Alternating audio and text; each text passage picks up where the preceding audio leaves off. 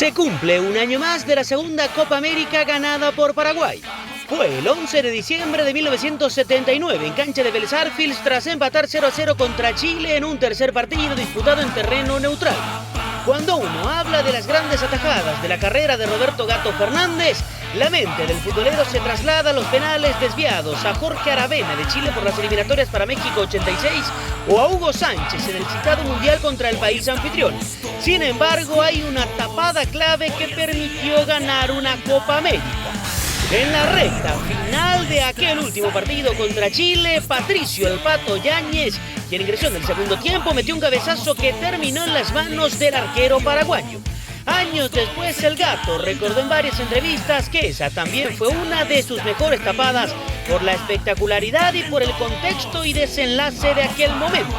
Aseguró el 0 y minutos después, Paraguay gritó campeón de América.